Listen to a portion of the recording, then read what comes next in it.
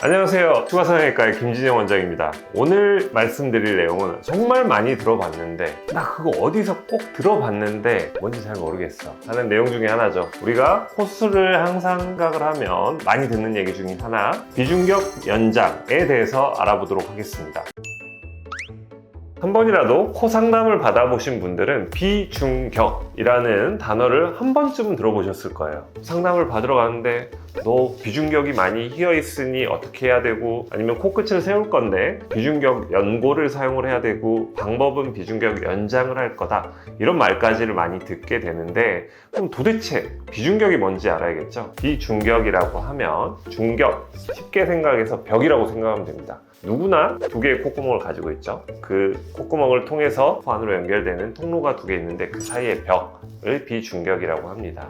그럼 그 비중격은 연골로 되어 있는 부분도 있고 뼈로 되어 있는 부분도 있고 그걸 점막이 싸고 있는 거죠. 그럼 우리가 일반적으로 사용하는 비중격 연장을 한다, 이 말은 비연골일 수도 있고요, 비중격 연골일 수도 있고요, 늑연골일 수도 있습니다.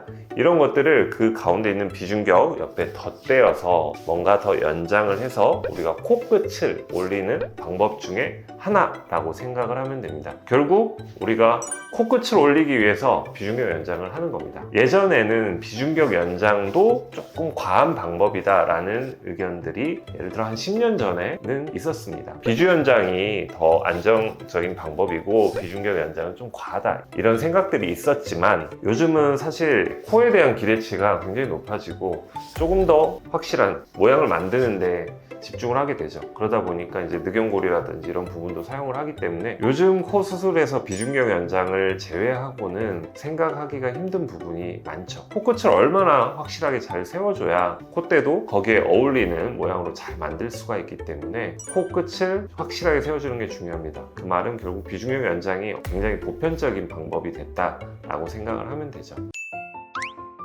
그렇다면 비중격 연장은 이런 수술인데 비중격 연장이 뭔가 부작용이 있을 것 같다, 뭔가 무서워, 비중격 연장을 하면 코가 휘어, 코가 너무 딱딱해, 아니면 콧구멍이 너무 작아져서 불편해, 이런 불만들이 나오게 됩니다. 실제로 일어날 수 있는 일들이고요. 그러면 비중격 연장을 하면 무조건 이렇게 되냐, 아니면 잘 하게 되면 이런 것들을 피할 수가 있느냐, 그게 중요하겠죠. 일단 우선 비중격이 많이 휘어있는 경우에 그 휘어있는 걸 교정을 하지 않고 비중격 연장만 하게 되면, 예를 들어 비중격이 이렇게 휘었는데 연장을 하면 이런 방향으로 연장이 되겠잖아요. 그러면 코끝이 많이 휘어 보이는 경우가 생기고 이 휘어있는 안쪽으로는 콧구멍이 좁아지는 현상이 더 심해지겠죠. 그러니까 비중격이 많이 휘어있는 경우에는 그걸 확실하게 교정하는 게 필요합니다. 그래서 요즘은 CT의 중요성도 높아지고 있고요. 저 같은 경우도 대학병원에 있을 때부터 이비인후과랑 협업을 많이 해서 비중격 만곡증을 많이 치료하고 그거에 따른 미용 성형을 많이 했습니다. 그때 경험이 많이 도움이 됐는데요.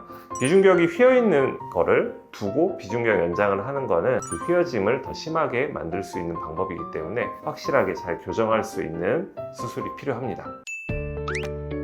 두 번째로는 비중격이 있는데 거기에 옆으로 덧대면 콧구멍이 좁아지는 거 아닌가? 라는 생각을 할 수가 있죠. 물론 이 코 속이 좁은 분들이 있기는 해요. 그래서 그런 좁은 부분을 피해서 대는 방법이 중요하고요. 예를 들어 코 통로 안으로 너무 비중격 연장을 많이 해버리면 확실하게 그 숨 쉬는 게 불편해지는 경우가 생길 수가 있습니다. 그런 경우에는 비주 쪽에 더 가까운 쪽으로 연장을 한다든지 하는 방법으로 피할 수가 있고요. 요즘 우리 늑연골을 많이 사용하죠. 늑연골을 사용했을 경우에는 아무래도 더 두꺼워지는 경우가 생길 수가 있습니다. 왜냐하면 비중격 연장보다는 조금 더 두껍기 때문이죠. 그래서 그걸 양쪽으로 덧대면 코 숨 쉬는 통로가 좁아지는 경우가 생길 수가 있습니다. 그래서 필요 이상으로 두껍게 늑연골을 대는 거를 피해야 됩니다. 그거를 튼튼한 것만 좋다고 필요 이상으로 두껍게 되면 코 통로가 좁아질 수밖에 없고 실제로 그것 때문에 숨쉬기가 많이 불편해지는 경우가 생깁니다. 그래서 얇게 필요한 만큼만 사용을 하는 것도 다 기술이고 노하우입니다.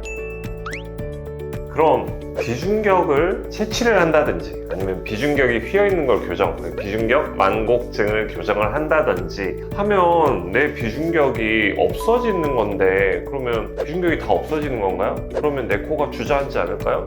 기둥이라면서요. 그런 생각을 할 수가 있겠죠. 비중격 망곡증을 교정을 한다든지 아니면 비중격 연골을 채취해서 코 성형에 사용을 한다든지 이런 경우에는 하중을 버티지 않을 정도의 것들만 좀 채취를 하거나 휘어 있는 거를 제거를 하는 경우들이 있습니다. 비중격 망곡증을 수술하는 것 자체가 그런 하중을 견디지 않는 부분을 제거를 해주고 나머지 부분을 펴주는 거기 때문에 수술을 위해서 사용하는 비중격을 채취하는 것도 마찬가지로 코 모양의 변형을 초래하지는 않습니다. 다만 너무 무리해서 욕심을 내서 채취를 한다든지 제거를 한다든지 그러면 하중을 버티지 못하고요. 심한 경우에는 주저앉는 경우도 생길 수도 있습니다. 그래서 그런 것들을 채취를 하더라도 문제가 없을 정도로 그러면 얼만큼 해야 되죠? 라고 하는 거는 사실은 많은 경험의 문제이기 때문에 보통은 1에서 1.5cm 정도는 놔둬야 된다 라고 얘기를 합니다. 그런 것들은 문제없이 하기 때문에 코를 세우더라도 힘을 최대한 방지를 할 수가 있는 거죠.